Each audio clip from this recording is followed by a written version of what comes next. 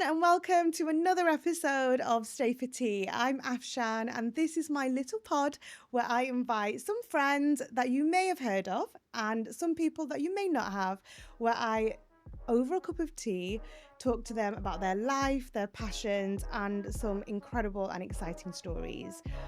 So if you're ready, go grab a cuppa and come stay for tea. Okay, guys, I am so excited to welcome my next guest. I mean, I am fangirling right now.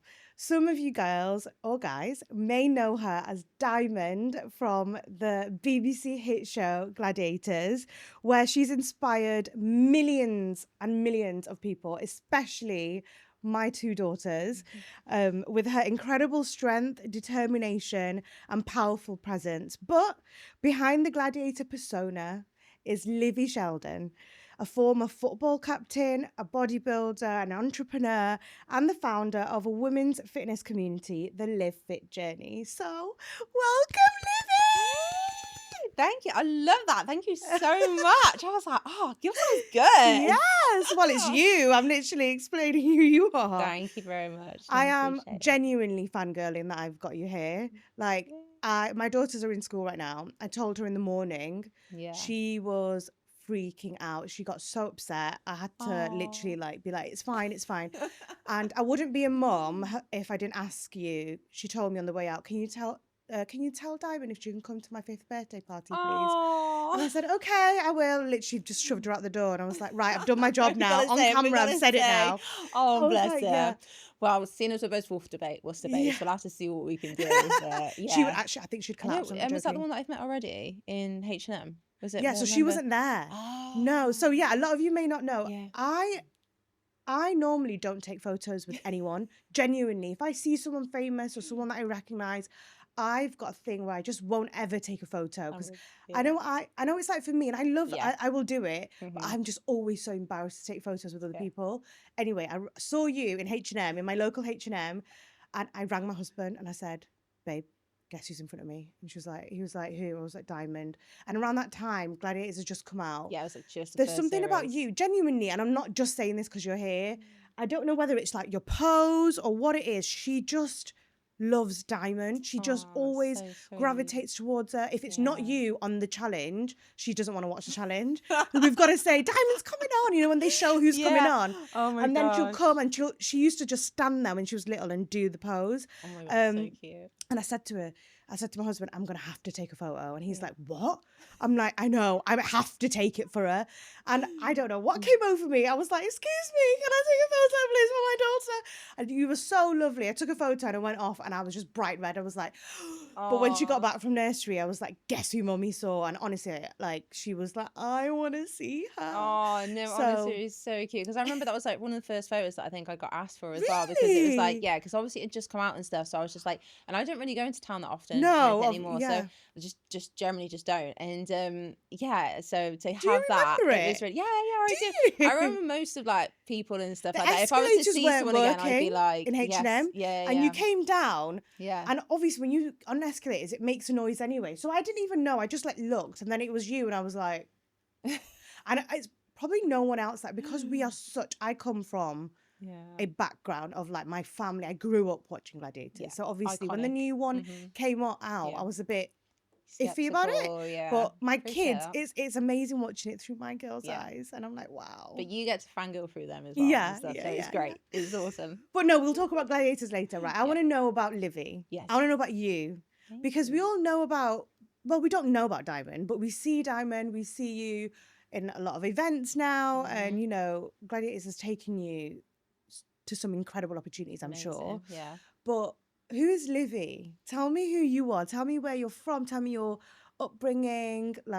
There's so much I want to get to know. Oh my gosh. Okay, well, where do we start? Oh, well, I am a Worcester through and through girl. Are you? I was born in Worcester, lived there, raised there. School there? School there, even uni there as well. You went to Worcester Uni? Yeah, I went to Worcester University as well, which is an incredible uni, actually. It's got so many sports facilities and stuff, so it's not hyped up enough. No, it's definitely not, actually. It's one of those. I was speaking to someone about it the other day, and they were saying it's actually such a good university. I was like, it actually really is. Have you been back? To like do a No, talk, I or you should haven't. do, you know. No, I went back to my old school with Oh yeah. Christopher Whitehead's. Oh, did you? So yeah, Big Christopher shout almost out to went back there. them. Yeah, that was great. That was great to see them. And they now have like a football, which is a big thing, which I'm a big advocate for, like women in football, like sport, all that sort of stuff. So they actually have like a girls football team in every single year now. Oh my Whereas God, amazing. when I was there, I struggled to even get like a five-a-side girls team, which is crazy. So now to go back and hear that, I'm like, that's absolutely incredible. Did you love football back then as well? Yeah. So you were always into sport? Always, but literally, I think from even before I could like walk, crawl, whatever, I was into sport. So yeah, I played football from the age of 6. Wow. I actually played for a boys team, so I'm sure people already heard the story and stuff before. But I love telling it because no, I love hearing it. It's absolutely, and I think back to it, and I'm like, you know what? There's going to be so many girls out there actually going and doing that and going and playing for a boys team first. Well, I say boys team, I should really say mixed team because it's not just a boys team. Back then, it was girl? I was the only girl, so it was really like a boys team, and I was playing.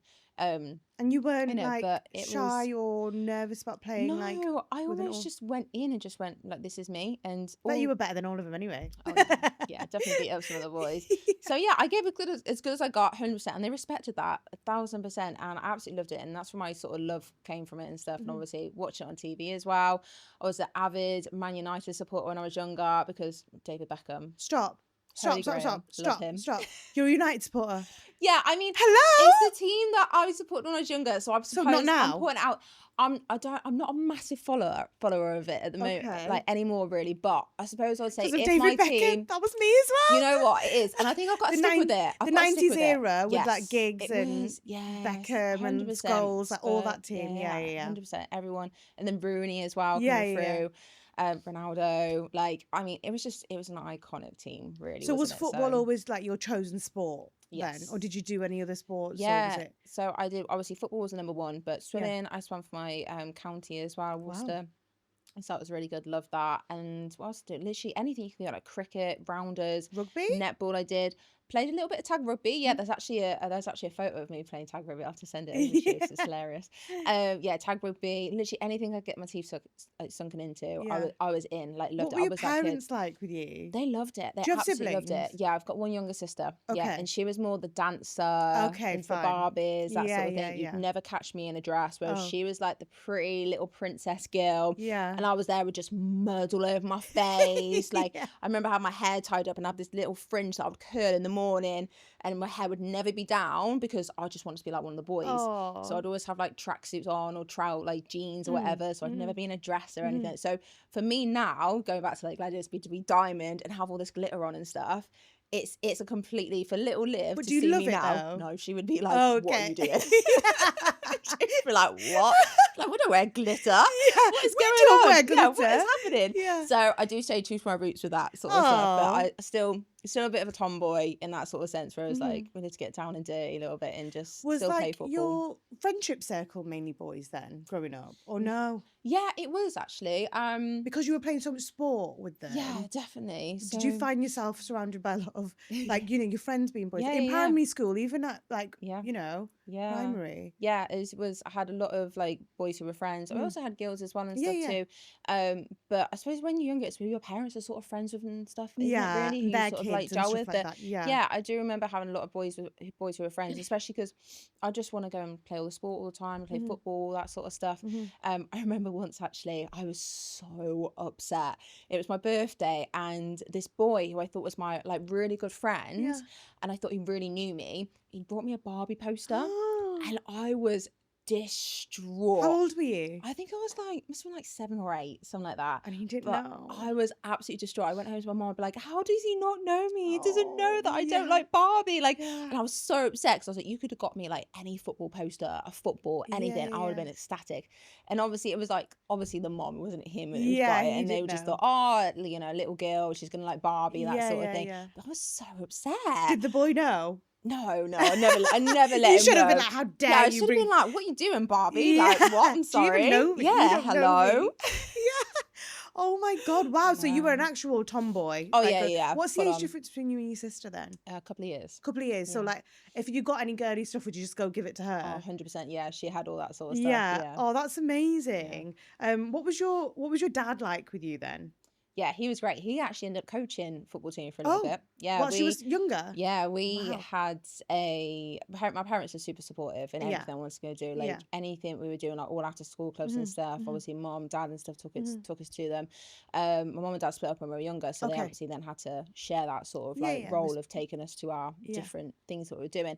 But yeah, football was a big thing for me. Swimming, like I said before. But then obviously lots of like after school activities that we did as well, like the sport, like the rounders, cricket, all that sort of stuff. But the schools loved you. Yeah, it was always like, I was very proud to be picked for like the teams and to be captain, and I was super competitive with it as well. And I was the type of kid that would get upset if I didn't get like a captain role or something. Oh God, you're like my daughter. I know.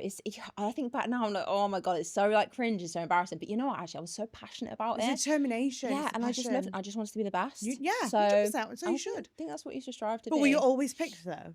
I bet you were. Yeah. But then if someone got me out in rounders, I would definitely throw a shot. I'm not very good at taking a loss. Oh God. Is it still the same now? I think we know that. Yeah, 100%. I do remember a time actually where I think I got someone caught the ball from me, like hitting the rounders ball. And then someone caught it, and I think I sat there and cried, and so let me do it again. Oh my God, you always got your way. I was that brat. There's always one at school. I know. All the other parents being like, "Oh, how dare you catch me out? You can't do that."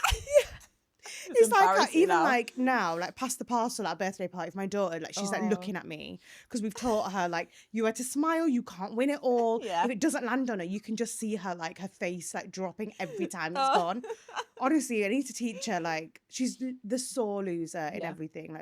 Like you, she always wants to win. Yeah. And we love that. Like we always want her to aim high. But as a parent, you're literally like, can't win everything. Yeah. But she always does win everything. Yeah. Like there's always like a star of the week. Like, what? Yeah, a star of the week. I'm not joking. She got it 3 weeks in a row. So the 4th week, I said, look, you're not gonna win it, darling. Like it's blah blah blah. It's someone else. She came out with it again. Did she? And the teacher was like, she can't give it to anyone else. I'm like, you need to stop. Yeah. Like you need to stop. But yeah, I know what it's like as the parent. Yeah. So then what did you go on to uni and do then? So uni, I did sports studies. Sports studies. Yeah. So I was no shock there. Yeah. I wasn't sure what I really wanted to go into, really. Okay. Yeah. Did you know, I was going to ask you, did you know kind of what you wanted to do? Yeah. I think I sort of, I did a PGCE for a little bit. To do teaching? Yeah. Oh, PE teacher. I know, yeah. That would have been a completely different life. How crazy would that have been? Which I would have absolutely loved, but I think it was just something that I wasn't really gelling with at the time. Okay. And then I actually did a personal training course alongside my degree. So that's what I went into. So my 3rd year of uni, while doing my sports studies degree, I was doing a personal training course and I got a job at David Lloyd.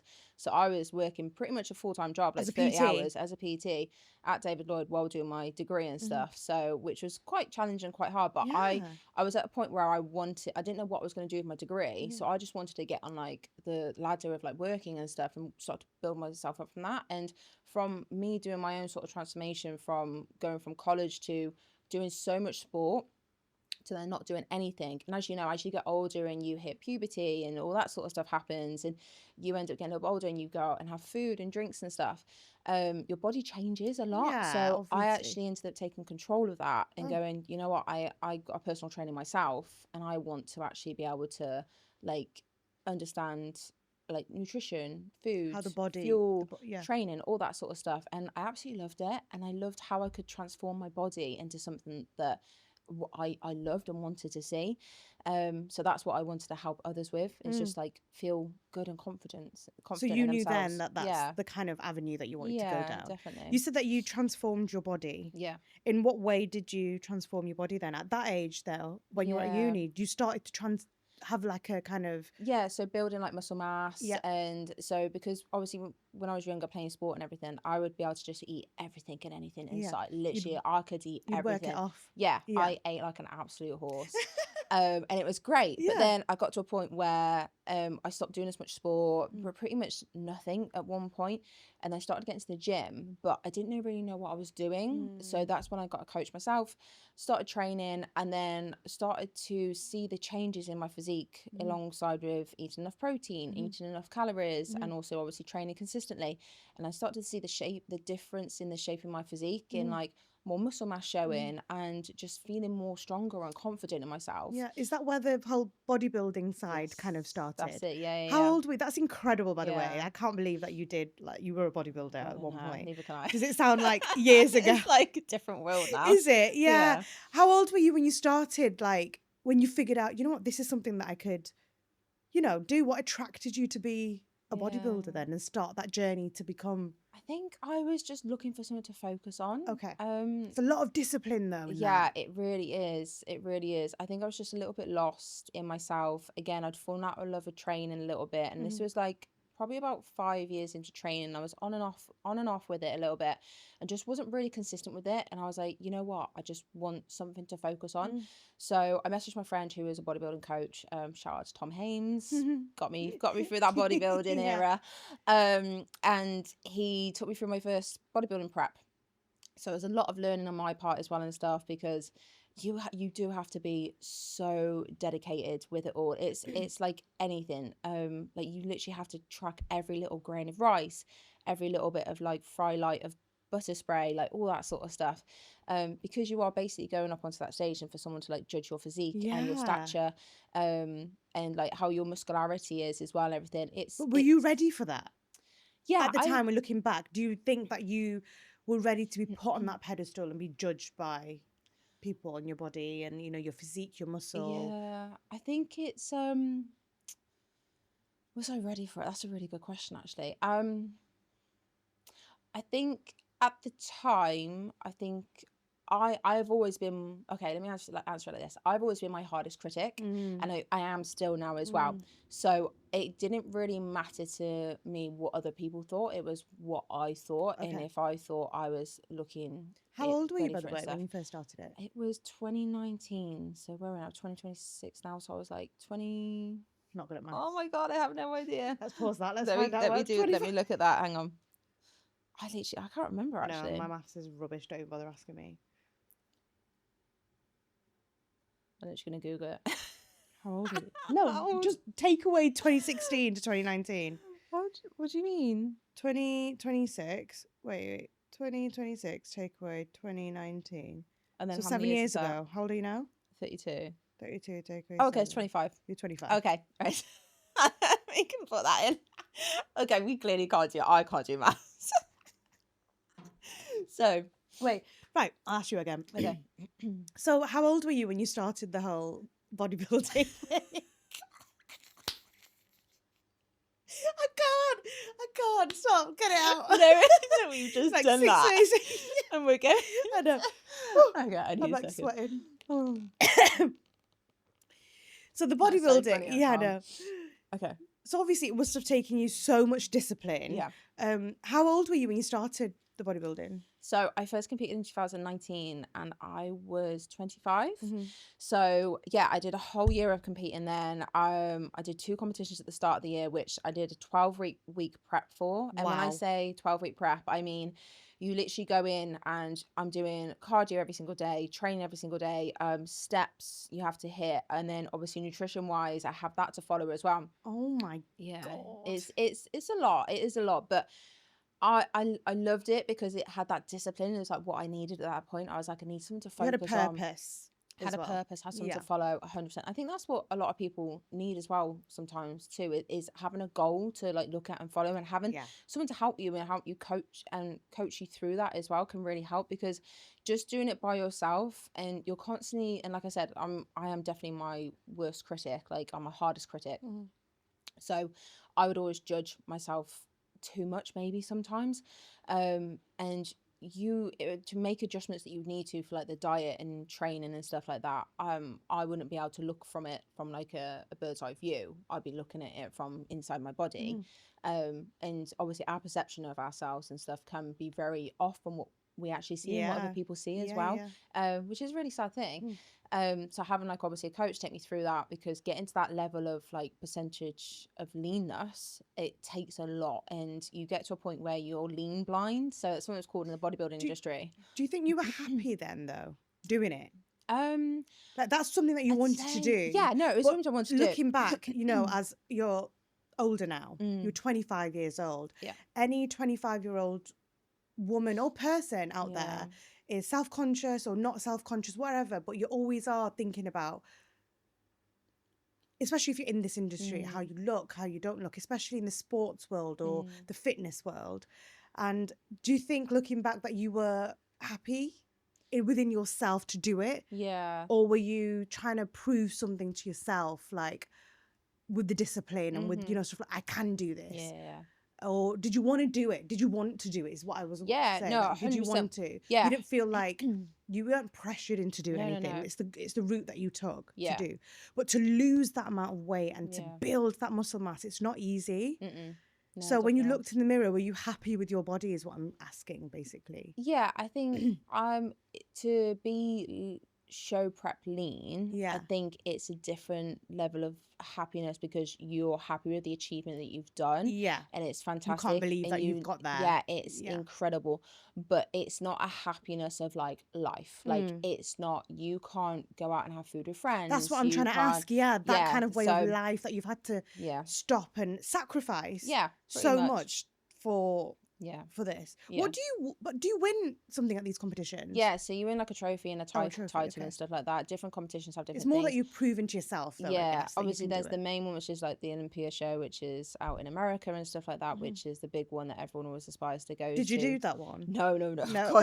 God, to get to that point I would have had to do in a lot more years. Yeah, that's the highest like prestigious one you can go to. But I have met a couple of people who've done it, and like met Phil Heath and saw his documentary, which was really awesome. And the level of dedication stuff you have to have for it, you have to be in it for years. And I did like my bodybuilding sort of competitions for like 1 year, and that was enough for me. And I sort of knew that I needed to step away from that for myself, because it was great and I loved that dedication and I loved seeing myself at that level of leanness, but also it's not the healthiest way to be. Oh, really? And I think to be that lean and stuff, like especially as women, as you get to a point where you lose your menstrual cycle. Your hair can start falling out, skin, nails, all that sort of stuff. It really affects you. Yeah, because you're not having like the right nutrition that you need. Yeah. And obviously that's why when they say it's stage lean, it is stage lean because you literally stay that lean for probably like 4 weeks if you're doing a period of shows over like a period of like a 4 week time, for example. But you are obviously with a good coach as well, they bring you out of that and you have like diet breaks and you have time for your body to have that rest. It's like that with any kind of diet, isn't it? Once you fall off the wagon, you're like, that's it. It's hard. It's a quick decline, as it were. But no, being body was just going back to that. I was happy to do it and I wanted to do it, and the discipline was great, and I loved the achievements that I had from that, and I'm so proud of myself for doing that. Yeah, it's because it was really, really difficult, but it was it was definitely to. I think for me to do something like show myself that I can do this, and for me, I always, once I put my mind to something, it's like a switch. It's like once I'm on, I'm like, right, that's it. Like, you've been like that since you were younger though now, don't you? I can see a little pattern coming out with everything that you're doing. Everything you put 100% in. 100%, always. But doing the bodybuilding and stuff like that, and you said, you know, the diet and stuff like that, how was your relationship with food and your body, like your body image, evolved over the years then? Because obviously back then you were so strict with your food, and obviously you stopped bodybuilding, and you know, how's your relationship been with your food and your body image, say, now over the years? Yeah, I'd probably say I probably would say after the bodybuilding stuff, I want to keep this word very light. Yeah. I would, because obviously there is a big thing around it and stuff like that. I was just saying, for someone from bodybuilding, I think I definitely did have a very small eating disorder, in the sense of where I would go to the fridge and I would like stand there and eat food and stuff. So it affected you mentally. Yeah, my partner would be like, Liv, just take it out and come and sit down and enjoy it. And I'd be like, yeah, but I can't, because it's almost like if I ate it next to the fridge, it wasn't actually happening. Okay, so it was really weird. But it took me a couple of years to get out of that. And actually what really helped with that was tracking my food. Oh, wow. Okay. And actually building my calories up slowly and allowing myself to have that food and go and say, you know what, you can keep the physique that you want with fueling your body efficiently, a healthy physique. 100%. And you can go out and have like a coffee with your friends or a tea with your friends, and you can have lunch and dinner and all that sort of stuff. But for me, I'm very proud of who I am and what I've become, and I think holding on to that and that physique. It's realizing that you're not just physique, and it's not just that, you're not just your body, you are a person as well. And people want to know you for you as well. So yeah, I think that's where the bodybuilding industry, or like where I found bodybuilding quite difficult, was coming out of that and not being that massive change though, mentally, physically, for 100%. everyone. I guess even your partner and your family, they know you as a certain person when you're actually in the competition and training. So when you're coming out and you can eat a slice of cake, or you know, it takes a while, but they're like, wow, she's enjoying her food now, and she's, you know, she's happy, like, you know. So I'm going to speak about something that you've openly spoke about, being bullied because of your height. Now you are 6 foot. Are you 6 foot? I'm proud. 6 foot, I'm proud. You stand for all the tall girls. Oh yeah, I'm so short, stood next to you. Looking back now, what would you say to that younger version of yourself who got bullied, and you know, how was that time? I would say, oh man, yeah, it's rough time. But I would just say, and I'm going to say it's the camera as well, because there's going to be so many young girls out there who are getting bullied, or guys as well, boys as well too, and for all different reasons. And one thing is, like, your uniqueness really is your superpower. So be proud, stand tall, always be yourself, because you never know where it's going to take you. And when I really started to lean into who I was and standing up tall and being myself and actually doing bodybuilding, that and doing something that I love as well, and just showcasing who I really was, that's what's got me to where I am today, and to be more confident too. So amazing. Yeah, I'm sure there are so many people out there that, you know, have confidence issues and this, that, whatever, about their heights or the looks, but did it affect your confidence at any point? Yeah, massively. I would always like sort of slouch over and just try to be smaller and stuff. Trying to be smaller. I know. Yeah. How old were you, by the way, when all of this started to get bullied? It was all the way through primary school and then into high school as well. So because you were taller than everyone else? It was bullying for different reasons. Okay. So the first in primary school was from one particular boy throughout the whole of it. Look where she is now. Look where she is now, you big bully. We'll never name names or anything like that. Yeah, name them. No. We don't do that. What is it? You know, don't name names, but you will never forget it. Oh, no. You'll never forget it. No. Do you know what I mean? 100%. Yeah. And it's almost like, and I spoke about this recently, actually, and they almost were excused from it because they were having a hard time at home. And I was like, yeah, but that's not, how is that fair on me? No. So he gets to come and take all that on me. Excuse from it from like authority people, like teachers and stuff like that. Oh, really? Yeah. It's not an excuse, is it? No. So basically, my mum taught me jiu-jitsu, and she was like, "Well, if you're being bullied, she's like, you need to learn how to defend yourself." Yeah. And I was like, "Okay, 100%." So she spoke to the coach, all that sort of stuff, and I learned what I needed to learn. I'm not going to say whether I needed to use it or not. Did you use it? She used her jiu-jitsu moves. Go girl. May have needed to at one point. Oh my God, good for you. I can tell you now that stopped it. So there we go. Well, you'd think if he was bullying about your height, you know, like height, everything. It was a lot of it was to do with height. It was very much obviously because I was a tomboy, like all that sort of stuff, and it just seemed to be I was very quick to react as a younger child as well. Did any girls bully you, by the way? There was, when I went to high school, there was like a group. Because I hear about a lot of girls bullying other girls in that sense. Yeah, because of looks and I feel like when you get to like that high school era, that's when that starts to happen. Yeah. But I moved high schools and I went to a different high school to where I actually originally ended up and doing the rest of my years. It was more of like a sporty school, more of a country school that I went to, and for some reason, it just didn't gel with them or whatever. I don't know, like whatever I tried just didn't happen. If I'm honest, I actually can't remember a lot of it, my early high school like years, the first two. I think my mind has just literally blocked it out. Yeah, I do that a lot, which is crazy to think. But I would love to go to like hypnotherapy to like actually understand and like know what happened, because someone said to me something the other day. They said, oh yeah, it was awful what happened to you, and they were there. It was like on a trip, like a school trip. They were like, oh, it was awful what happened to you and how they were and stuff, and I was like, oh yeah, it was really nasty, like, but I can't remember.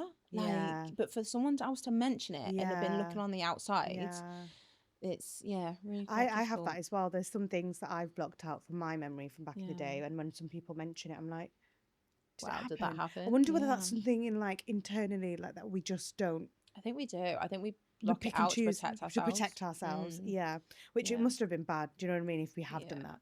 100%. So then, what changed then? When did you realize that your height and like the way that you are, you weren't your confidence? It became your superpower. When did you realize? Do you know what? Forget you guys. Yeah. This is me. Yeah. I'm tall, I'm proud, I'm tall, I'm strong. proud, I'm strong, yeah. I honestly think it started to change when I started to train. Wow. When I started to weight train. That's quite... I mean, you're not weight training in high school, are you? Are you? No, exactly. College. So college. Yeah, college it was, yeah. So then you must have gone through all of that in high school, come out the other end, get your GCSEs, and then... Oh my God, it was the hardest time ever. Looking back now, we're like, oh my God, how did we get through that? Stress. Yeah, stress. You think now stress. If only we knew then that wasn't stress. This is now stress. Yeah. This life that we have, Back then, GCSEs were like it, wasn't it? It's like the life or death of us. Yeah. Got to college and then you started to train. Who, by the way, like, who influenced you to train? It's my fiance, Grant. So were you with him? We've been together for a long time. Oh wow, I was going to say what? Yeah. Since I know that you're with Grant now, but like, were you with him during? Yeah, we've been together about 13 years now. Oh, okay. Yeah, long time. Yeah.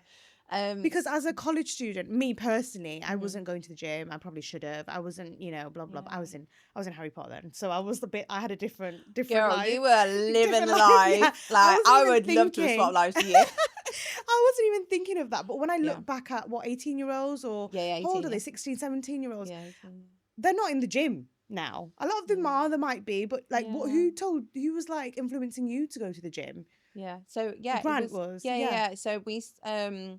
So we started dating when I was about 18, and I'd stopped doing like much sport and stuff. It was like between that like college and like uni time. Oh, okay. So I took like a break. Yeah. And at college I was still playing football and stuff like that.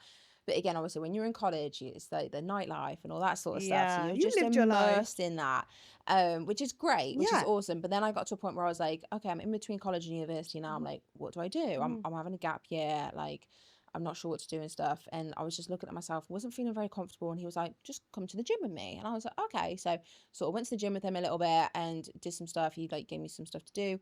But then I work very well with like following a plan. Like I like to have a plan to follow. You've always been like that. Yeah. Like I'm very much, as much as I'd like to say like I'm ad hoc on things, I feel like I definitely need a plan to follow. So even if someone gives me it and I don't realize I'm following it, I'm following it. Like I say to my physio at the moment, who my ACL, MCL stuff. And I'm like, can you just send me a plan? Because like, I know then I'm doing it and stuff. And he's so good with it. So yeah, Grant got me into the gym, got me training. And then we got a coach for me and it just went from there really. So basically owe him everything. You owe him everything. let's not tell him that though, guys. Let's get him on to say, so how did you create Livi? How did you start? Yeah, let's not tell him that. He's going to watch this and be like, yeah, I did actually. I did actually. Yeah. So with all of that, obviously now you've got this women's fitness app. Yes. Live Fit Journey. Yeah, the Live Fit Journey. The Live Fit Journey. Tell me about that then. So obviously you've been through so much in your life, but you've come out the other end of Gladiators and now you're like kind of going back to where it started with this then, I'm guessing. So I've always been coaching. Yeah, you've always been coaching. I've always done it. So I started personal training when I was at uni, as I said. So that was one-to-one stuff. And then basically when COVID hit and stuff like that, I mean, I was doing like 30 to 40 hours of in-person one-to-one coaching. At the gym, a week. PT. Yeah, You're so really successful, which was amazing. Like loved it, loved all my clients. That's where you meet like your clients and all that sort of stuff. And then and then COVID happened, so I went online and then I had online clients, which was fantastic. Yeah. And then all the Gladiator stuff happened and then kept everything online and then I created the Live Fit Journey because it was getting to a point where the volume was too much for me to take on. I was like, I want to be able to help more and more women, but I can't do it with just one-to-ones. So creating the Live Fit Journey, which is an app for women to build strength, confidence, your dream physique. I need to join this app, by the way. Girl, you need to get on it. Yeah, we'll sort this out after. Yeah, I need to get on this You'll love it. You'll love it. And it's not just about like it can be whatever you want. It can just be about fitness. It can just be about strength. You just feeling a little bit better about yourself. You don't necessarily have to be like, oh, I want to get leaner or anything like that. Like, it can just be like, you know what, I just want to build some muscle, and I just want to feel more confident. I just want to feel empowered, because that's what it's all about. The Live Fit journey. It's about women feeling empowered and feeling themselves. And obviously all women go through different stages of life, like childbirth and tell me about it. and obviously raising children and stuff like that, and you don't have much time for yourself. So on the Live Fit journey, there's different workouts on there. There's a lean and sculpt, there's a build one, there's actual like 30-minute workouts, there's home workouts, there's gym workouts. So all these workouts that I have created in these programs, they will be specifically tailored for all different women out there. And not only that, you have full nutrition plans on there which are tailored to your goals, your calories, your macros. So it will do a full shopping list for you. Oh wow, does it? Yeah, that's what I need. Shopping list there. We need just something that's just easy, that everything's just done for us, you know. 100%. Like you said, you don't mums even have like to me. think about it, and you can even put in there like how many you're feeding. Like if you're feeding a family of 4, you can literally put it in there, and it will tell you what you need to create. That's amazing. What are the women? What's the biggest thing that women tell you that they struggle with? What do you think is like the common denominator between like? There's a few things. I think it's time, and it's also like confidence. Yeah, so confidence and not knowing what to do and what to do in the gym. So with the Live Fit journey, I've tried to solve that in the sense of I have created each exercise has workout videos of me actually doing the exercise. That's and I'll take you through the whole exercise. You're literally our personal trainer, but on an app where we can like pick up and do whenever we can. That's amazing. 100%. So you have that all those exercises where I'm showing you exactly what to do. I'll tell you if you're doing something slightly wrong, this is how it will feel. If you're doing it right, this is how it will feel. So I've really put so much like time and effort into this, because I know how I felt when I first started and how I just didn't know. So trying to give you as much as I possibly can. But also I feel like, I mean, I speak for myself, that women especially are a bit intimidated by the gym. Like especially me, like I don't have a clue. I go in the gym and I'm like, right, I'll just go on the treadmill, do a bit of this, do a bit of that machine. Like we don't, especially if like a lot of people can't afford a PT or they don't know what to do. We obviously have our phones now and we can like pop up a video on TikTok or whatever, like, you know, a workout. But especially the weight section in a gym, like for me personally, there's some sort of like intimidation of like, because I don't know what I'm doing in a sense. So if I don't want to go up and pick up like a 2 kg or a 4 kg weight and everyone else is like pumping like whatever, I feel as if like, oh, I'll just go back to the treadmill over there or go over there. Like, and I'm sure there are lots of women out there that feel the same. 100%. So like having an app that actually tells me I can feel confident and be like, right, I'm going to go grab this. I'm going to go grab that. I'm going to sit on this machine and do it. Or like you don't necessarily need a gym, do you, to work out or to... You can do it. Depends what your goals are. Okay. So this is where I was like, there's a misconception there. So you can do home workouts, which are absolutely fine. As long as you've got the equipment. Like, what if I've got weights at home that I can? Perfect. 100%. It depends which point you get to. Yeah. So obviously if you hit a point where you've maxed out your weights at home and stuff, then you'll need to obviously go to the gym and start using it. But hopefully by that point, if you've been doing home workouts for a year, you're feeling more confident and you know exactly what you're doing. And I always say to people, record yourself doing the exercises, because you'll be able to look and compare that and see, and then you'll be able to critique yourself as well, which is so important. God, imagine popping my phone up at the gym working out and people will be like, what the hell? You can do it at home to start off with. So, but yeah, home workouts are great. It's a great way to get your confidence up to start off with, 100%. But I love the fact that you mentioned about like, you would just literally go straight to the treadmill, because that is such a thing that like all women do to start off with, and it's so frustrating because there are just not for me, but I'm just frustrated for all women out there, because it's our go-to. It's like our safe space. We'll just start off here. We'll do an incline walk. We'll do a little jog. But that's it, exactly. And it's like, that's not how it should be. It should be like, you should be confident to be able to go in there and stand with the boys and stuff like that. And I think even now when I do walk into the gym and I go into the weights area and stuff, obviously I'm super confident in the gym now, so I do just go in there and just go wherever I need to go to. If anything, I actually take up more space than I probably need to. I'm that annoying person where I'm just like, you know what, I'm gonna have this bench in case another girlie wants to come train next to me, and I'm like, Gil, you can come train next to me, it's fine, come here.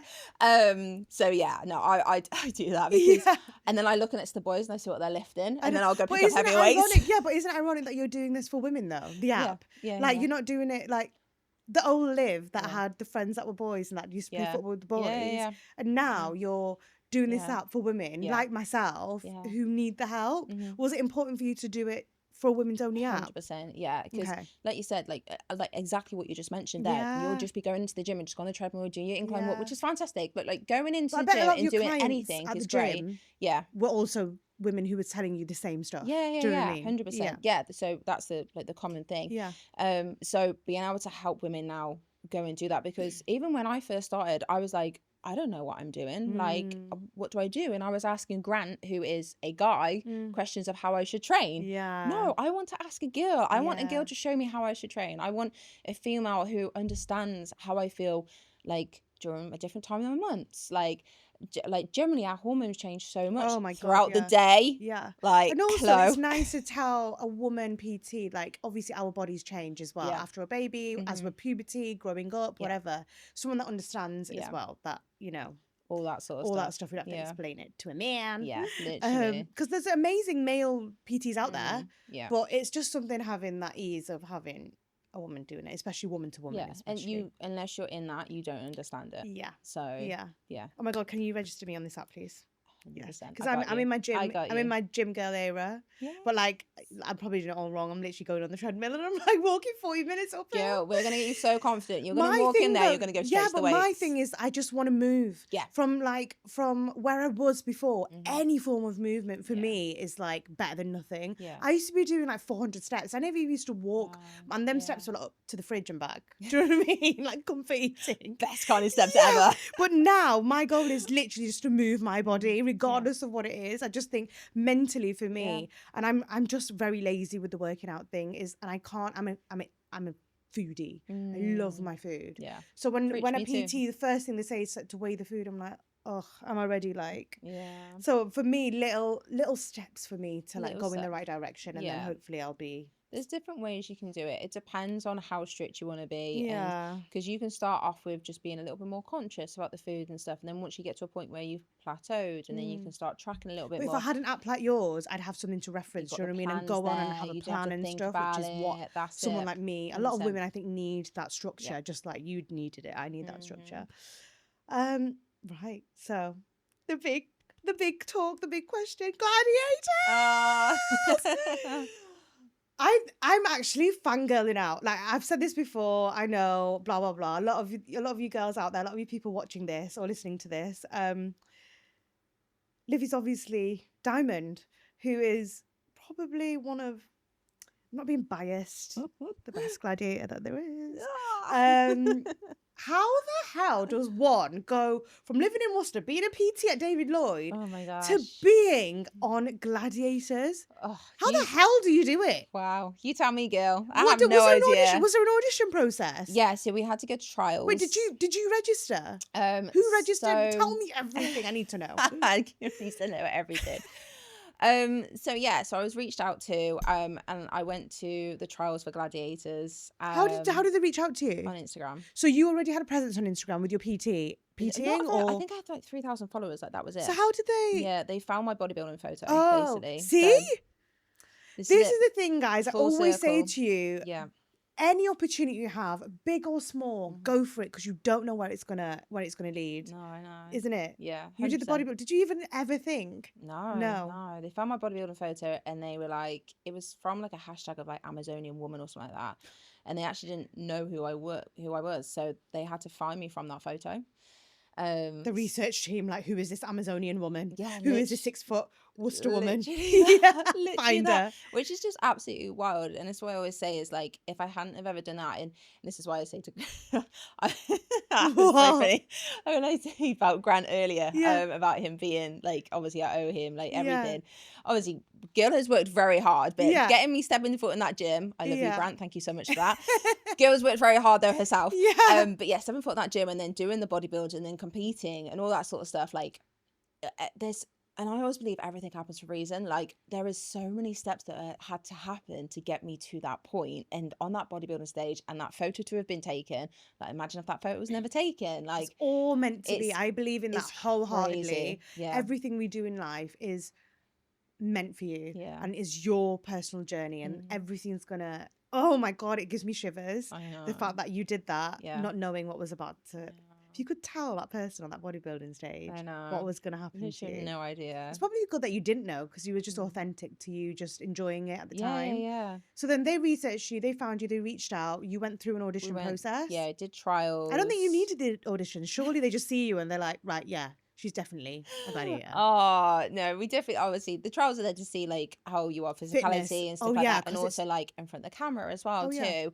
Had you ever been on camera before? No. No, literally. Obviously, I'd done, like, I think I've done a couple of YouTube videos and stuff like that, but I wasn't really super confident in talking in front of the camera. This is on the BBC. This is like a huge stage. Yeah. Huge platform, huge presence, that sort of thing. And it was just all a massive whirlwind, actually. And I remember going to the trials and them saying, okay, cool, so we'll be in touch. So I was like, great, okay. Didn't hear anything. Well, like, can you tell me, like, one of the trials? Like, did you have to do the physical trials? Yeah. On the Gladiators, you did it? No. I was going to say, who were you dueling against on that? Like, the producer, like, who were you doing it? Can you imagine? No, there was loads of different, so there was a whole group of us. Yeah. It's like the bleep test. Yeah, sort of, it's stuff like that. Yeah, I think there's like a pull-up test, like, for example, you have to like climb up a rope, like that sort of thing. So there was loads of different things you had to do. It was, so, and there was obviously some incredible people there as well. Like the elite, like, of fitness, probably are all walking auditioning into this room and just seeing it's not these gonna be people. like for me there, is it? Like trying to get up a rope, I'll be like, no thanks. But that's why we're getting you on the lipid journey. Yes! Because then, Harry Potter crossover with Gladiators, just saying, that would be pretty epic. Yeah, actually it would. Oh my God, I've just had a thought. We should have a Harry Potter special. Of the Gladiators. Oh my God, get all the Harry Potter. Get all the Harry Potter. Yes. Can you imagine? Wow. I might have an in for the celebrity gladiators. Oh my God, I embarrass myself on national TV. Yeah, can you imagine? It would be amazing. That would be so God, good. that would be hilarious. You heard it here. Yeah, I know. Remember I said to you, everything you do is meant to be, and like, you don't know what's going to happen. This podcast could, when I'm on Gladiators, when I come back in here, I'll be like, girls, guess what? Be in your outfit, your contender outfit, everything. Oh my God. I mean, weirder things have happened, to be honest. Right. I would love to see that. I think it needs to happen. Yeah. 100%. We're putting it out in the universe. You never know.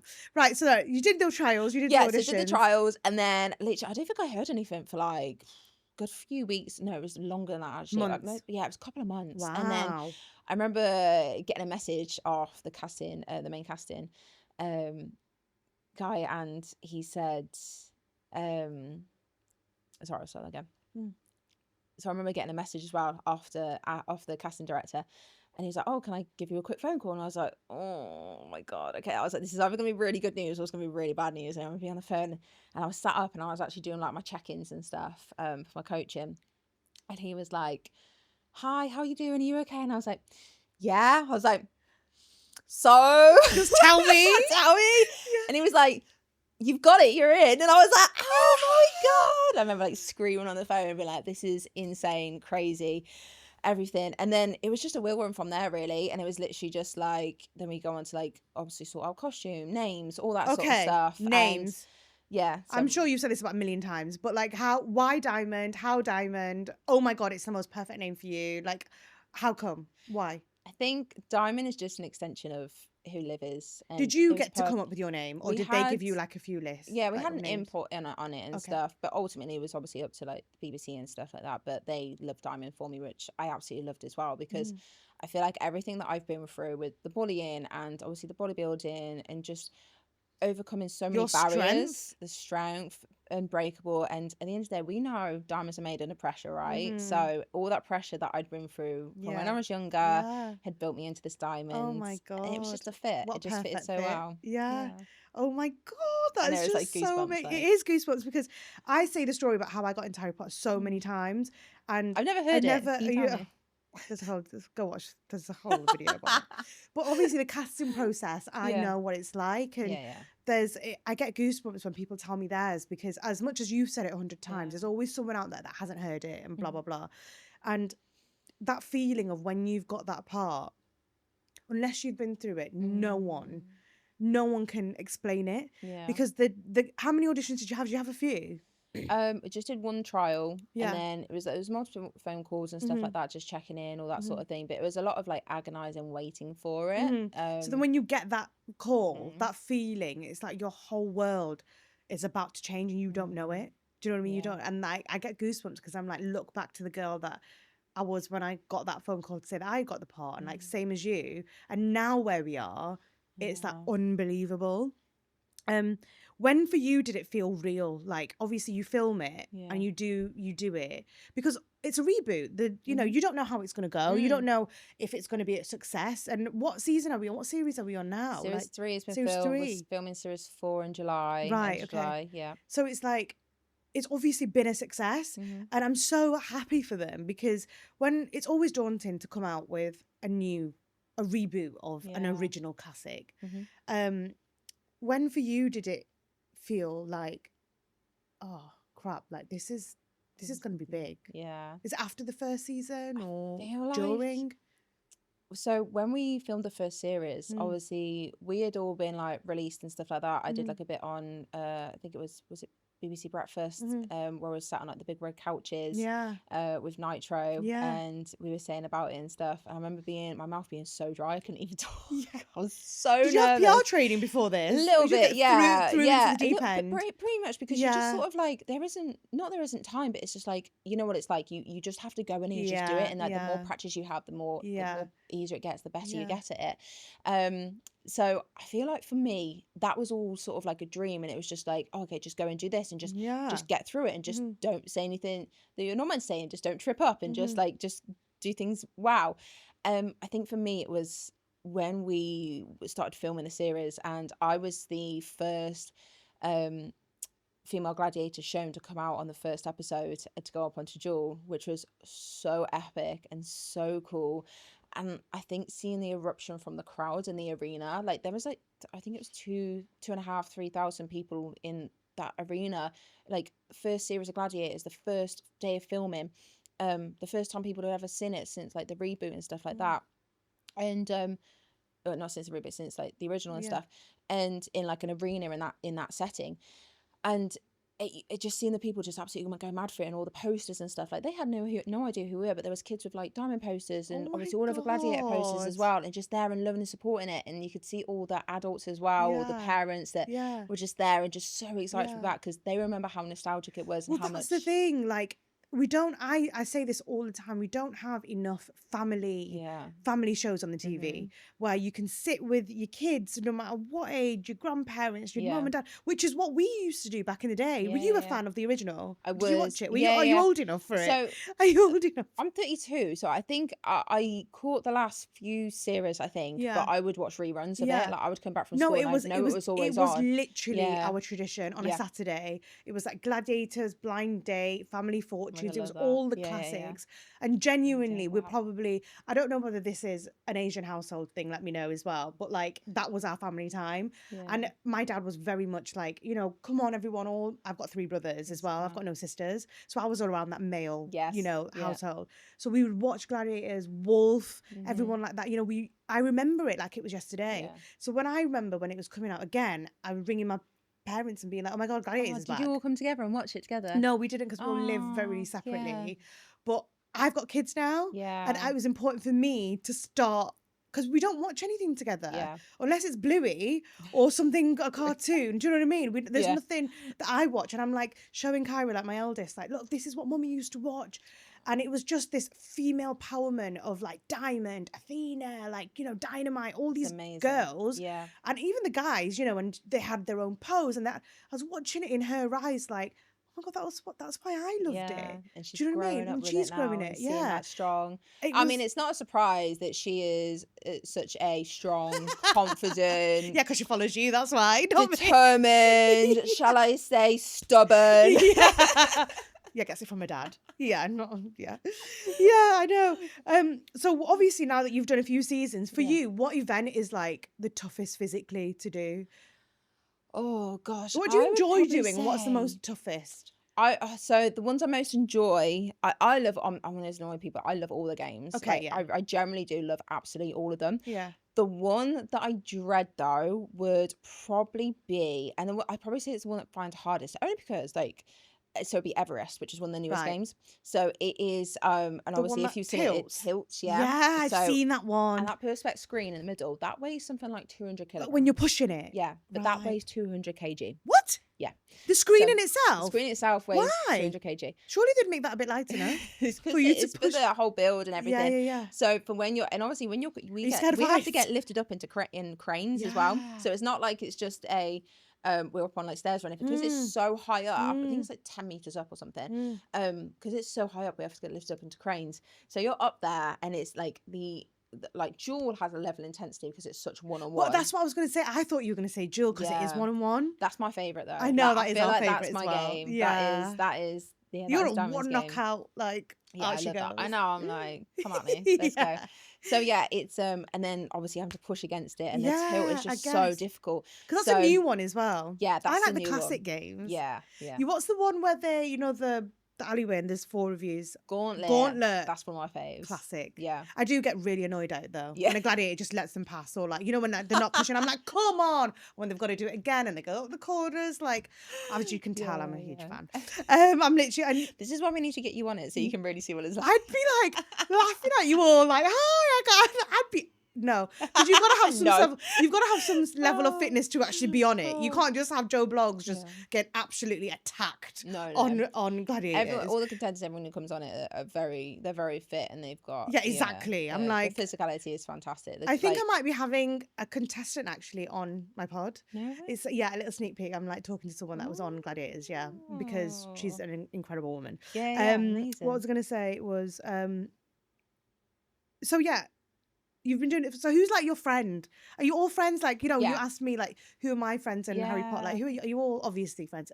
I know it's cliche. You're not going to be like, no, I hate them all. But no, yeah, we're all friends, and it's all like, we are like this, because when you're in this, and you'll get that. Yeah, it's like, I get it. You only actually know, and you get it before I even said it. Yeah. You only know what that feels like and how it is. So it's like, it's a really unique situation to be in. So you guys see us like on the TV screen, but you don't see us backstage when we've come off, and there's the adrenaline and all the emotions and stuff like that. Like, because all of you have got different backgrounds as well within the fitness community. Yeah, you've got like CrossFitters, you've got Olympians, you've got bodybuilders. Do you give each other advice and stuff? Like, do you train together? Yeah, we do. Occasionally we try to, but we all live so separately. It's so hard. Like, it's like, but we are, if we're around the same area and stuff, we'll definitely try and get. Who's the funniest gladiator? Tell me. Funniest? Yeah, because you give this persona all on. Who's the funniest? Who would you say is the funniest? Who do I laugh at the most? Like, what, Dynamite's got a really dry sense of humor. Oh, I love But she doesn't even realize she's doing it. That's what makes it funnier. It's hilarious. Like, some of the stuff that we like when we're sat, because we get to sit backstage watching the green screen. She's from Manchester. Yeah, exactly. That's why. Yeah. That's why I'm like, big up the money. Big up the money. Oh, 161. It's super dry, and she doesn't realize she's doing it. We're like that. I'm just cracking up. I'm just like, oh my god, that's so funny what you just said. She's like, what? I know. Like, it's hilarious. What's been like your favorite fan moment? Like, obviously, like, people now are recognizing you more and more. Yeah. From going to like not being recognized at all to now. Yeah. Like, what's been your ever like? Have you ever remembered like something that a fan's done and you're like, oh my god, wow. Oh man, there's so many. It must be amazing, like, especially when you're filming, like, people with the posters. That's actually, you know what? Great? That's one of my favorite moments. So is cool. It was series 1 actually, and I remember coming out and I was going to do the Edge, and I was being introduced, and Frosty, the floor manager, he said to me, he was, oh, there's a little girl over there who's got a poster. He's like, can you go over? And I'd already spotted, and I was like, yeah, I'm gonna go over and say hi. So I went over to say hi, got up onto the railings and had this photo with her, and honestly god, to this day it is one of my favorite photos. It was I've never like managed to get the photo to her or anything like that, or like put anything out there, but it was like a yellow poster with Diamond on it, and she was just so sweet and a big smile. And it's my favorite photo ever. I bet. Yeah. Oh my god, that's so cute. It's when the little ones are like look up to you, especially, and you're doing like the diamond crown as well and everything. It's so cute. Yeah, it's amazing. The support is just incredible, and hearing people's stories and from like parents as well, and like how much confidence that us gladiators are instilling into their children is just wonderful. It's just a positive role model. Do you take that lightly to these kids, or no? I mean, I think you kind of. It's some big shoes to fill, isn't it? Being a huge role model like to kids growing up, because obviously we know how influential it is. Yeah. Obviously yourself coming from that era as well and stuff, growing up like being in Harry Potter, and then obviously having children of your own now. It's a huge thing to have. But I just hope I'm doing a great job and just hope that it's. It's when if you're ever in the losing team, it's when Kyra's like, oh, Gladiator didn't win. I said she always wins. And when you do win, she's like screaming up the wall, the wall. Oh my god, but that wall. I know. The first series, them shoes. It's when everyone grabs onto the leg or the shoes and they're just hanging off. Yeah. With the shoe. Well, it's when the contenders moisturize their legs up, and I'm like, do they? Hello. Cheater. Yeah, that's what happened on one of them. What's Never been like again. your proudest moment? Through Gladiators. Yeah, through Gladiators. Because obviously it must have taken you to so many incredible opportunities, like Soccer Aid. Oh my gosh. Oh my god, like what an honor. That's it. Is it? Soccer Aid is a pretty epic one. Yeah. Being able to step out onto that pitch with there's so many achievement idols though. of my being on the same pitch as Wayne Rooney, like what? Especially as a Jill Scott, Karen Carney. It's do you realise you're on the same level now? You're there. I mean, I wouldn't You're quite rubbing say shoulders that. with these guys. I would never quite say that. I think it's they're iconic. Yeah, the baby Livi or the little toddler that was thinking, what an incredible little thing. Livi playing on the boys team, yeah, like watching Wayne Rooney and stuff like that, and obviously, like you said, like Karen Carney actually had I've got a pair of football boots that are actually signed by her, and that's one of the first things I said, and I was like, I actually have boots that are signed by you. And she was like, wow, that's crazy. Yeah, I was proper fangirling. I was like, you fangirled over then? All these opportunities that you've gone. Have you ever met anyone and you're like fangirling over them? Yeah, of course. Like, I still to this day I haven't got a photo of Wayne Rooney because I've seen him a few times now, but I'm just like a bit like, so some people that I'm like, oh, just straight away get a photo with. Like, I'm that person. I will. I'll get pics. Oh so god, yeah. And I think Soccer Aid, everyone's there like that. Yeah, and so many people are like, especially being in Gladiators, and so many of the celebrities and footballers' kids and stuff loving Gladiators. Like, they're more than happy to come and ask for photos. So I feel like I can do the same. And also, we've got an excuse where we're like, it's for our kids. Yeah, it's for our kids. Love really, that it's for us. I love that excuse. Yeah, really, it's for us. But I'm like, it's for my daughter. Yeah. We've heard that one a few times. But it's just great. Like, but I'd probably say, so Wayne Rooney is a big one. I think if I was to ever meet David Beckham, I don't think I could say anything. You better call me. The minute you meet David Beckham, like, girl, you need to I will drive down, literally. He's my number one. Yeah, literally. He's my number one. I think that would be a big one. Oh my god. But yeah, like you said, rubbing shoulders with all of those people. And you know what? Everyone is so lovely. Yeah, Everyone I know. is so, oh my god, Tom Hiddleston. Wow. Oh, is this in the recent in Soccer Aid. In Soccer only one. So the 2 years, so the year before that he wasn't actually at the camp, but then the year before, the first one that I did, he was there, and I remember doing a dance off with him, and I did the worm. I did the worm in front of Tom Hiddleston in a dance off. You can put that which in is your CV. Crazy. Yeah.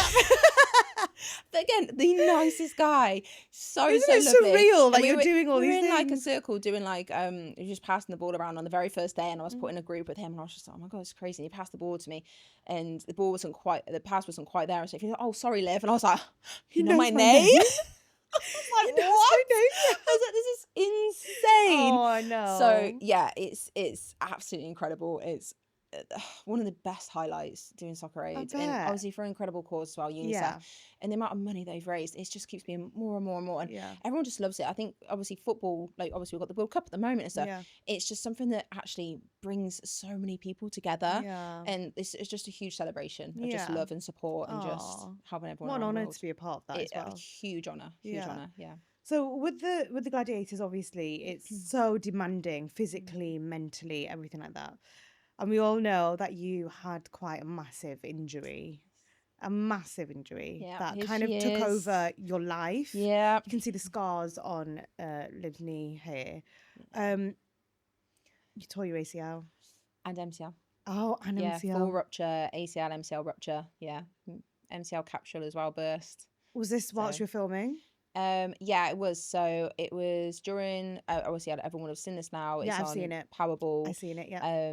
Yeah. So unfortunately, I didn't realize it was that because I watched the episode and I was like, you got taken off, and I thought, oh, okay, but then you didn't come back on. Yeah. And then obviously online and stuff I see, and I'm like, oh my god, it happened on TV. Yeah, I think it's how it was, and because it happened so quickly as well.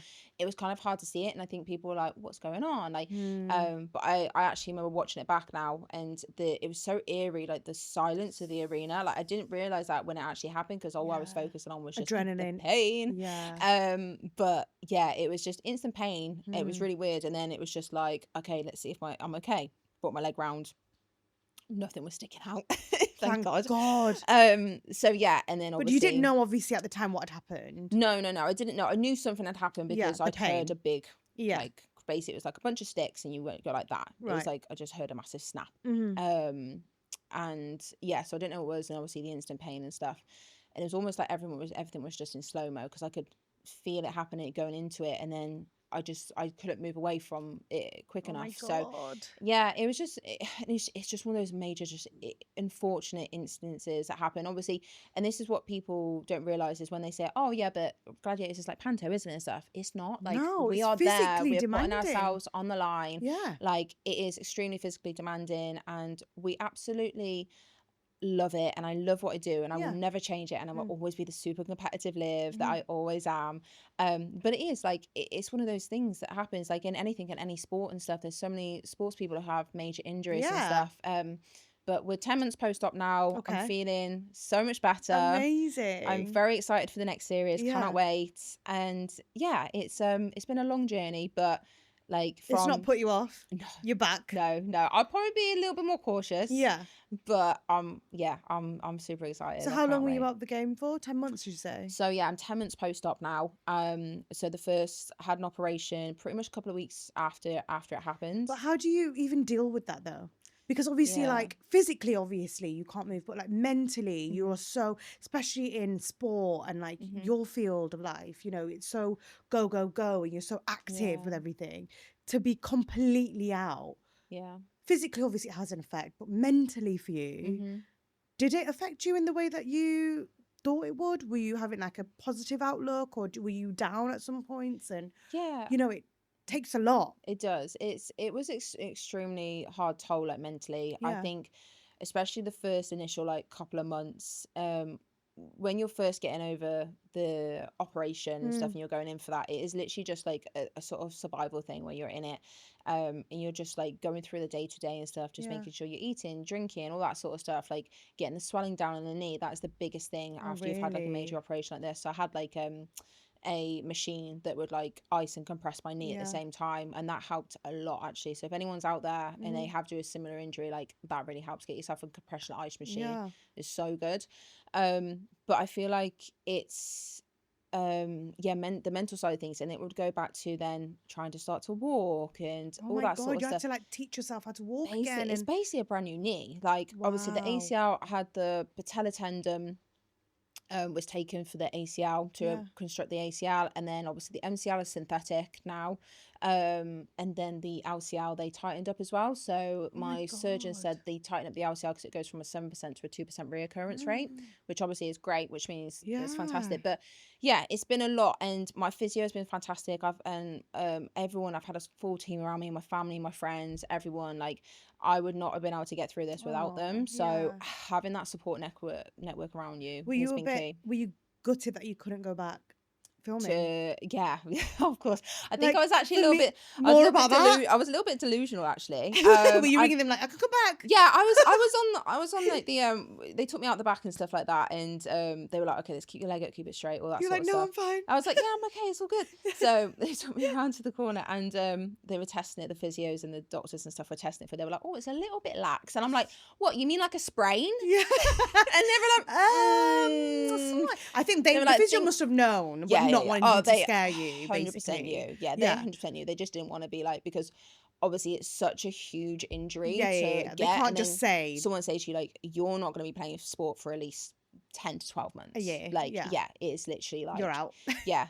And because you're like, no, I can do it. Maybe I can just like hang off something. It's fine. I can do it. Tough. It's fine. I'll just fall on my bum. Yeah. Okay, don't worry about it. Oh my God. But yeah, so I think I was a little bit Delulu land, where we've always been in Delulu land sometimes. So it's a good place. It's a good place to be. Yeah. Has it taught you anything, by the way?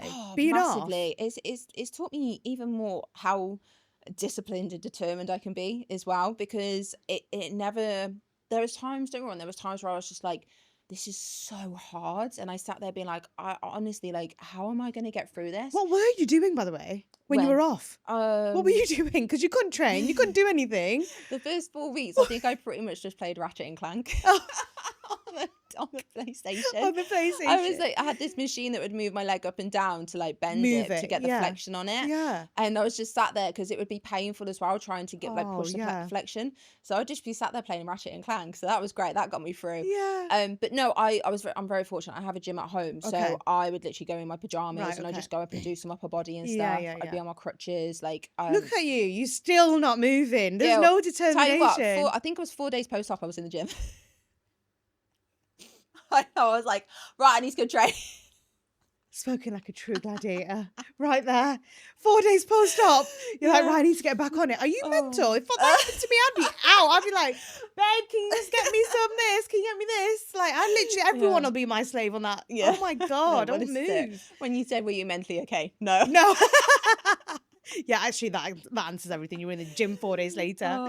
Oh my goodness. It shows how much like that is like my safe space, and that is where I go. And like for me to actually just go and move my body, I felt really good from it. I'm sure Grant was there for you as well. Yeah, he was amazing. God, he's been there for you from everything. Although he did leave me on the second week post-op though, actually, to go film a pilot for some show. I'm not allowed to say what it is. You can't leave me. Yeah, so he left me. So I've called in my friends and they were all good. So yeah, you had your village. He needed a bit of a break, so I was like, you know what, go have a little bit of a break because it's a lot be from rough you for the next few months. So I was like, go. You need a break. Where I'm going to be at home every day. Time out. Time out. Can I just say, Livy's a massive Harry Potter fan. I am huge. Yeah. Which I found out recently. So I'm like, yay. Huge Harry Potter fan to the point where I was like watching it every single week for a very long time. Did you watch it when you were off? I did. Yeah, it was my go-to, my safe space. Yeah, it's one of those where those films have got me through breakups. Oh, wow. They have got me through writing university essays. They have got me through Gladiators. So basically, you know how you said Grant's been there for you? I'd say that I was there for you as well. Without us, without my the girl films. was there for me. Without knowing. And this is crazy to think that I'm just like watching you growing up, like as I was growing up and stuff, and obviously yourself was growing up. Yeah. It's mad because Have you been to the studios? Yes, I've been like 3 times. Have you? That's so good. I think it might be 4 actually. I've lost count, guys. I've lost count. But the recent time I went, it was amazing. It's changed so much. Yeah, it's changed so much there now. Yeah, have you been recently? Yeah, I've been recently. Well, I have to go. We'll just be like, yeah, I know. A gladiator and a Harry Potter star walks in. Yeah, I filmed that Amazon Prime show that I did with the twins. Oh my God, there. Yeah. By the way, if they ever do a celebrity version of that, I need to be on that. I don't know what I could do. I can bake. I just wouldn't be able to do like the sculptures and stuff like that. So I'll be there. I'll just like mixing. I'll bake and stuff. So that's great. Have you done Bake Off? No, like normal Celebrity Bake Off. Do that. Hello. Yeah. You need to be on Celebrity Bake Off. That would be so good. Yeah, I'm sure you will be. Gil's very good at like obviously tracking the calories, all that sort of stuff. But I love to cook. Like, I'm like you said, you're a big foodie. I'm a massive foodie. Yeah. Oh my God. Like, if I wasn't into fitness, like that's what you'd be doing. A problem. What would you be doing? I probably would be cooking. I would love to be like a zookeeper or something. Zookeeper? Yeah, I know. Oh, I've always said this. If I wasn't... It's a bit AWOL. Didn't expect that. Zookeeper. Animal lover though, isn't it, really? Okay, fine. Yeah. So I think, maybe a zookeeper. I think that'd be pretty cool. Yeah. Yeah. Oh, cute. But yeah, I would love to do that. But that looked like so much fun though. Oh, it was. Yeah, we're very lucky in the field where we work. We're so lucky. Like, you're in it now. Like, for me, Harry Potter was so long ago, but it's still like new generations keep. Yeah, exactly. It's always on the TV. Yeah. The new ones coming out, we'll be watching. Yes, definitely. I'm on the fence. I don't know what to expect because obviously growing up with it and it just being my safe space, my go-to, something I watched every single week, and sometimes I still do watch it every single. If I'm having a hard week and I need something just to decompress to. A lot of people say that. They just like Harry Potter's like their safe movie. It makes them. Yeah. Do you know what's like that for me? Friends. Yes. Like I can always put on Friends. I know every word, every line, but it's just like my safe space. Like it's where I feel like zen for me. It's a good one. Yeah. I think I flip between the two because Friends is the big one as well. Friends, even though it's like years ago. It's still something that makes us feel. Friends is great though, isn't it? Because it's like seeing all of them grow up and stuff, and like go through all the stuff that we're sort of going through now, because we're at that sort of age with them, and then you sort of relate to it so much. So much more. But yeah, no, it's great. I literally just think back to like watching like obviously the Harry Potter and stuff like that, and it just makes me happy. Like you said, it's like you just release the endorphins just from like watching it. So will you be watching the new one then? Yes, I'm gonna watch it 100%. Like I said, that's how I felt about Gladiators, though. Gladiators was such an OG, and when they rebooted it, I was like, is it going to be the same? Yeah. And then now I'm like, I've got Diamond on the sofa with me. Do you know what I mean? Over a cup of tea. It's like, it's something. It's you never know. No, I'm gonna give it a go. You never know, as they say. Yeah, 100%. I think it's gonna be incredible. Like nothing will ever be the OG, and that's with everything. I think. Yeah, with everything, regardless of how amazing it is. That wouldn't have been happened without you guys and stuff, and obviously vice versa with us. Like our series wouldn't have happened without the OG Gladiators. I think it's a different time as well with the social media and everything going on right now. Like I said it in a few podcasts that I'm scared for the new cast because of social media. We didn't have it back then, but now with all comparison and stuff like that, like where you guys are individual, you've got your own names as Gladiator, or, blah blah blah, Diamond and so on. The new Harry Potter is like, they're not individual. It's like the same characters coming back. So there's going to be so much comparison. Yeah. I'm actually scared for them because social media is not a nice place sometimes to be, especially when people are comparing. I just hope that they've got the support and stuff that we had. Hopefully they will do, and hopefully they've learned. Obviously, like you said, it's changed so much, hasn't it? Like it feels like yesterday since like the original Harry Potter movies and stuff. I mean, I always welcome newness, and I always welcome another eye, another vision. So we can't always be watching this. Actually, we can watch the same films on repeat the rest of our lives. Again. Yeah, but I think for the new generation, what scares me is what if my daughter doesn't realise, or like kids, that we were the OG and they think that they've grown up on the new one. Have they watched it? Have your daughters watched it? They've watched the parts that I'm in. They're too young right now, but they know that Mummy was in a film and blah blah blah. But what if they think like the new Harry Potter is like their OG? Yeah. Do you know what I mean? And I'm like, no, we were. Because she'll only know you from being Diamond on this Gladiators. Do you know what I mean? Yeah. So, I'll be having talks with her when the new one comes out. No, Mummy, let's watch this one. This was the original. When they're older. Yeah, I mean, that's pretty cool having your mum in Harry Potter. And that's going to be a huge flex. Well, try telling a 5-year-old that. She thinks it's like the most uncool. Why is that person taking a photo, Mummy? That's like my mummy. She's a bit like... I did a talk in her school recently for World Book Day, and she was like, why are you here? She's like so embarrassed that I was like talking to like her friends. She was like, why are you here talking to her teachers? She's at that age, she doesn't really know. But you've done so much from Gladiators. Like, is there anything that you haven't done that you want to do? Like any goals that you have for the future? Apart from being on Bake Off and a Harry Potter Bake Off. You know what? I would love to. I mean, big one's going to be like Traitors. I would love to go on that. I think my God. Everything we're putting out there in the universe, guys. But I think that would be an amazing fit for you. I couldn't see you in like I don't think I would expect it either, because obviously the persona of Diamond. Would you want to be a traitor or a faithful though? I think there's too much pressure being a traitor, question. I know, but I feel like everyone sees Diamond as like polished, polished Diamond. So I feel like they would have that persona and be like, oh no, she can't. Like there would be no way. So I feel like I would love to be a traitor, but also I'd be like, I think I'd be a really good faithful. I reckon I'd be able to work out like who it was. Yeah, I'm like that. So, me and you. Hello, I want to be on the traitors too. Yes, we should go on it. I'd be like, are you a traitor? Yes or no? Wink at me if you are. Tell me. I'm looking at your eyes. See if you like your pupils are moving. No, but I think I'm a really good judge of character. But I think that. But then when I see someone, I'm like. But then like, Alan Carr voting out he practically told them that he was a traitor. Yeah, as well. He practically told them. He was like laughing at everything. Yeah. But I guess that's the personality. You never know with shows like that. That's the thing. Because of his personality, people just thought he was like joking, didn't they? And stuff. So yeah, absolutely mental. But that would be so good. That would be top of my list. Yeah. I'd also love to do Race Around the World. Who would you partner against? Grant or another? My best friend's bagged that. She's like, if you do this, I'm coming with you. I'm like, okay. And that would be hilarious because we've been best friends since college and we've been through so much together, and she's just so straight up. It would be hilarious. It'd be so much fun. Yeah, no, me and my husband would probably get divorced by the end of this. Race across the world. I'd spend all the money on a 5-star hotel and he'd be like backpacking. That's why I'm not taking Grant. He'd be like, I'm saving every penny. Yeah. No, we can't. Right, I'm going to do a quick fire round to end. I end it all the time with a quick fire round, okay? Yeah. Well, it's a quick fire round, but it's also a question as well. Coffee or pre-workout? Coffee. Oh, coffee all day, every day? Yeah. I never used it. Quick fun fact. Yeah. I didn't start drinking coffee until Series 1 of Gladiators because I would have like some energy drinks and stuff like that. But then, actually, sorry. Can we go back and cut that out because they don't want me to talk about energy drinks and stuff. So okay, cancel that. But I'll just say I'll just say quick fun fact. So sorry, ask again. Coffee or pre-workout? Coffee. And because quick fun fact, I didn't actually start drinking coffee until a few years back. Really? I got introduced to an iced latte. Oh. So I'm an iced latte. Is that an actual coffee though? That's not black caramel. coffee. I know, it's kind of a bit of a cheat, isn't it? Really? Yeah, full of sugar, but I'll take it. Yeah. But the sugar they're the nice caramel, ones. okay. Yeah, true, sugar free. To be honest, I love a nice coffee. Oh, so good. Squats or deadlift?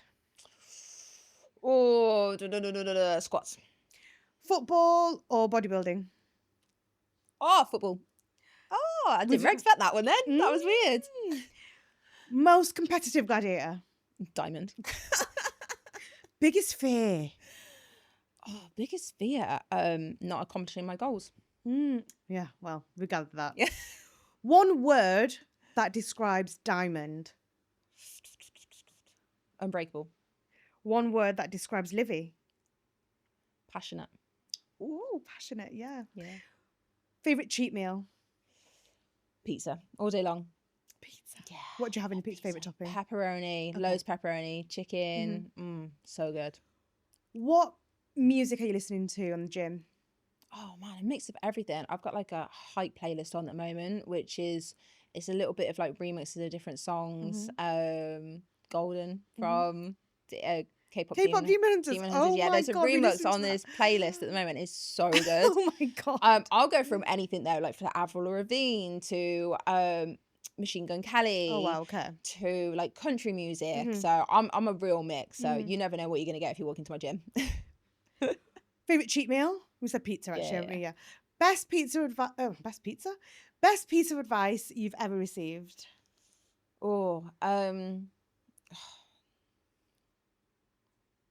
Best piece of advice I've ever received. Just be yourself. Be yourself. I know how cheesy that is, but it's so true. No, yeah. And I feel like it that has really come into play. Yeah. And finally, what's something people would be surprised to know about you?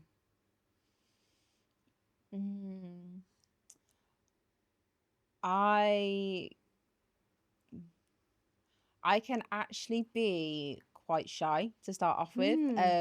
Well, not to start off with, but I have to give myself a little bit of a pep talk before I go into an event or anything like that, to go in and just go and speak to everyone and stuff. So I can be really conscious about how I'm perceived, I suppose, in a way of like, I just want to put my best foot forward and I suppose just be liked. Yeah. So I think we all want to be liked, don't we? 100%. But you need to know your worth, girl. Thanks, my girl. I appreciate You've that. gone through so much in your life. you. I have absolutely loved this chat. It's probably been one of my favorites so far. I found out so much because, like I said to you before, we know you as Diamond and we see you on, but like, you're Livi at the end of the day. You're Livi Sheldon. You're Livi Sheldon. Here to stay. You're proud of everything you've achieved, as you should be. Extremely. Yeah. I'm proud of everything that you've achieved. Thank you. And yeah, thank you so much. No, thank you so for much coming for and staying having for tea with me.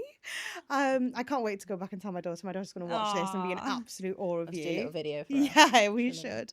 And thank you guys for joining me on today's episode from wherever you're listening to or watching from.